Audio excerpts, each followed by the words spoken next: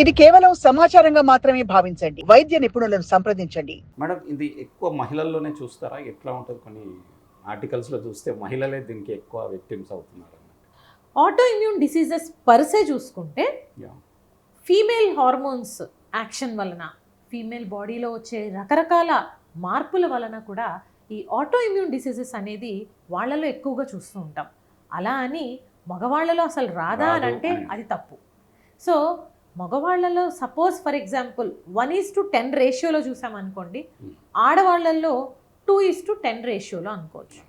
అంటే కొన్ని రకాలు మళ్ళీ మల్టిపుల్ స్క్లీరోసిస్ ఒక రకం అయితే ఎన్ఎంఓ అని ఇంకోటి ఉంటుంది.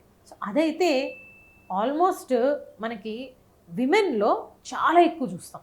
More than 90%. మోర్ దాన్ 90% విమెనే ఉంటారు.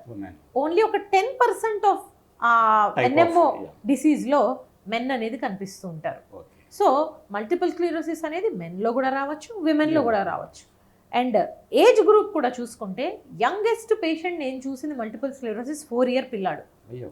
సో మిడిల్ ఏజ్ అనేది చాలా కామన్గా వస్తుంది, కానీ అప్ టు 70 years కూడా చూసిన కేసెస్ ఉన్నాయి. Up to 4 years 5 years age group దాకా కూడా అది లోవర్ లైన్లో ఎక్స్టెండ్ అయ్యే అవకాశం ఉంటుంది. But very common between 14 to 45 years అనుకోవచ్చు. మేడం ఒకవేళ దీన్ని చాలామంది తిమ్మిరే కదా అని నెగ్లెక్ట్ చేయొచ్చు, లేకపోతే పోస్ట్పోన్ చేయొచ్చు, లేకపోతే some home tips or AI హెల్ప్తోని వీ కెన్ మేనేజ్ అనుకునే వాళ్ళు, అది ఒకవేళ నెగ్లెక్ట్ అయితే ఆ పరిస్థితి ఏంటి మేడం? ఎంత సీరియస్గా అది ఎవాల్వ్ అవుతుంది? ఎగ్జాంపుల్ ఒక చిన్న పేషెంట్ది స్టోరీ చెప్తాను. సో ఆవిడ అలాగే వంట చేసుకొని ఫ్యామిలీని రన్ చేసే లేడీ అనమాట. ఒకసారి ఇలాగే ఆవిడకి హెడేక్ వచ్చి ఐలో విజన్ ప్రాబ్లమ్ స్టార్ట్ అయ్యి నిమ్స్కి వెళ్ళి ఇవాల్యుయేషన్ చేసుకొని ట్రీట్మెంట్ అంతా కూడా అద్భుతంగా జరిగిపోయింది. మల్టిపుల్ స్క్లెరోసిస్ అని నిర్ధారించేశారు, ట్రీట్మెంట్ ఇచ్చారు. ఆవిడ ఒక 1 week 10 days వాడంగానే విజన్ అంతా ఇంప్రూవ్ అయిపోయింది. దాంతో ఆవిడ ఏం చేశారు, ట్రీట్మెంట్ ఆపేశారు. ఫాలో అప్ కూడా మళ్ళీ డాక్టర్ దగ్గరికి వెళ్ళలేదు. ఏదో చిన్న చితక జ్వరం వస్తేనో తలనొప్పి వస్తేనో మందుల షాప్ వాడిని అడిగి మందులు వేసుకుంటున్నారు, ఇగ్నోర్ అయిపోయింది. అదే 3 years తర్వాత రీసెంట్గా రెండో వైపున మళ్ళా ఐ ప్రాబ్లం స్టార్ట్ అయిందని డౌట్ వచ్చింది. అయినా కూడా అవే మందులు తెచ్చి వాడుకుంటే సరిపోతుంది కదా అని 1-2 మందులు ఆ ప్రిస్క్రిప్షన్లోవి తెచ్చుకున్నారు. ఆఫ్టర్ 3 years దురదృష్టవశాత్తు ఏమైందంటే స్టీరాయిడ్ మందు ఇవ్వకుండా మిగతావి బలం టాబ్లెట్స్ అవి ఇవి గ్యాస్ టాబ్లెట్లు అవి ఏవైతే ఉన్నాయో అవన్నీ వాడారు, కానీ స్టీరాయిడ్ అనేది పడలేదు, అసలుది పడలేదు. దాంతో ఏమైంది, కంప్లీట్ లెఫ్ట్ ఐ విజన్ అంతా 0 అయిపోయింది. ఇక విజన్ 0 అయిన తర్వాత మన దగ్గరకు వచ్చేది ఎట్లా రికవర్ చేసేది? ఇంకా ఆల్మోస్ట్ 1 week గడిచిపోయింది, ఆ నర్వ్ మొత్తం డ్యామేజ్ అయిపోయింది. అప్పుడు ఆవిడకి హై డోస్ ఐవి స్టీరాయిడ్స్ పెట్టి షుగర్స్ షూటప్ అవుతుంటే ఇన్సులిన్ ఇంజెక్షన్స్ ఇచ్చుకొని రికవర్ చేయడంతో ఒక 40-50% వరకు విజన్ అనేది రీగెయిన్ అయింది. ఇంకా ఆవిడ వంట చేయలేరు, బయటికి వెళ్ళలేరు, ఆవిడంతటా ఆవిడ నడవాలన్నా కూడా లెఫ్ట్ సైడ్ అంతా సరిగా కనపడదు. ఇంత క్వాలిటీ ఆఫ్ లైఫ్ డ్యామేజ్ అయ్యే పరిస్థితి ఎందువల్ల వచ్చింది? ఇగ్నోరెన్స్, దాని వలన నెగ్లిజెన్స్. ఈ రెండుటల నుంచి మనం ఒక మనిషిని కాపాడగలం. వాళ్ళ చూపు, వాళ్ళ కాలు చెయ్యి వాళ్ళకు ఉన్నాయనుకోండి, వాళ్ళు మంచి క్వాలిటీ ఆఫ్ లైఫ్ లీడ్ చేయొచ్చు. వాళ్ళ ఫ్యామిలీ అందరికీ ఉండే మేజర్ సపోర్ట్ ఇప్పుడు కోల్పోయినట్లు అవుతుంది. సో ఇలా అవ్వకుండా ఉండాలంటే అది స్ట్రోక్ కానివ్వండి, మల్టిపుల్ స్క్లెరోసిస్ కానివ్వండి, వెంబడే ట్రీట్మెంట్ జరిగితే రికవర్ అయ్యే అవకాశాలు 90-95% ఉంటాయి. ఇక మనం పూర్తి అటెంప్ట్ పెట్టినా కూడా అది రికవర్ కాకపోతే that is out of our hand and their hand. అది ఇంకా దేవుడి నిర్ణయం అనుకుని వదిలేస్తాం. అసలు అటెంప్టే చేయలేదనుకో ఖచ్చితంగా అది మన తప్పే. మేడం ఇప్పుడు మీరు చిన్నపిల్లల్లో కూడా వస్తుంది అంటున్నారు, పెద్దవాళ్ళలో కూడా వస్తుంది అంటున్నారు. చిన్నపిల్లల్లో విషయానికి వస్తే మేడం వాళ్ళు ఎట్లా life long they should be on medication, ఎట్లా మేడం పరిస్థితి, హౌ దే షుడ్ గో?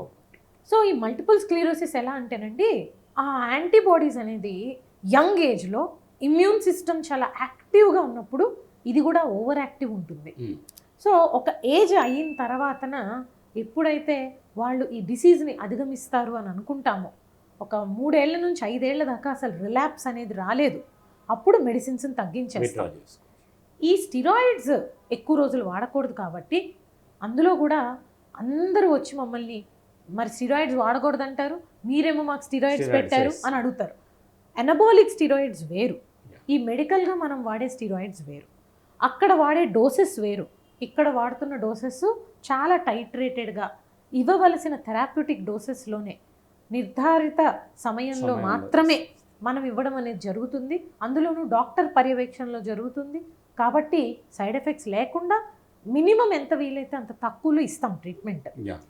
ఒకసారి స్టిరాయిడ్ అంటూ మనకి బాడీలోకి వెళ్ళి ఇమ్యూనిటీ కొంచెం తగ్గింది, డిసీజ్ రిలాప్స్లోకి వచ్చిందన్నాక ఇమ్యూనో సప్రెసెంట్స్లో స్టిరాయిడ్ లేకుండా ఉండేవి చాలా ఉంటాయి. వాటిల్లో యాంటీబాడీస్, కొన్ని మోనోక్లోనల్ యాంటీబాడీస్ అని పిలుస్తాం. అవి ఏం చేస్తాయంటే ఈ ఓవర్గా యాక్ట్ చేస్తున్న యాంటీబాడీస్ని, ఆటో యాంటీబాడీస్ని కౌంటరాక్ట్ చేస్తాయి. రెండూ కలిసి రెండు దేశాల ఆర్మీలు ఫైట్ చేసుకున్నట్టు ఫైట్ చేసుకొని ఈ ఆటో యాంటీబాడీస్ని సప్రెస్ చేసేస్తాయి. కానీ ఇక్కడెక్కడ స్టిరాయిడ్స్ లేవు.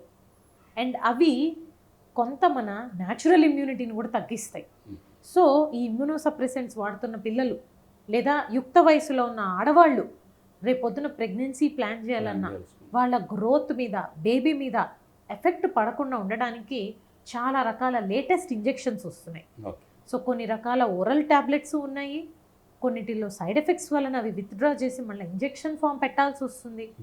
కొన్ని విపరీతమైన కాస్ట్లీ ఇంజెక్షన్స్ కూడా ఉన్నాయి.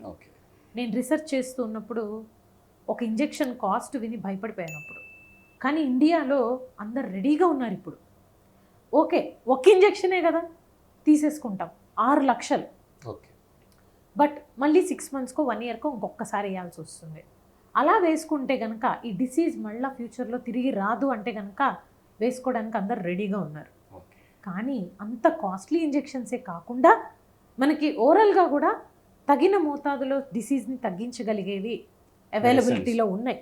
సో ఐడెంటిఫై చేయాలి, ట్రీట్మెంట్ అనేది ప్రాపర్గా ఈ పర్సన్కి ఏది పెడితే బెటర్ అనేది ఒక ఎక్స్పర్ట్ న్యూరాలజిస్టే డిసైడ్ చేయాలి. ఆ ట్రీట్మెంట్ కనుక వాడుకుంటూ ఉంటే కొన్ని ఇయర్స్ తర్వాత మెడిసిన్స్ విత్డ్రా చేసేసే అవకాశం ఉంది. అంటే పేషెంట్స్ కూడా దాన్ని చాలా డిసిప్లిన్గా వాడాలి కంపల్సరీగా. సో ఆ డిసిప్లిన్ ఉండాలి. రెగ్యులర్గా మనం మెడిసిన్ని వాడడాన్ని కంప్లయన్స్ అంటాం. సో ఆ కంప్లయన్స్ కనుక కరెక్ట్గా మెయింటైన్ చేస్తే మళ్ళీ రిలాప్సెస్ రాకుండా ఉంటాయి.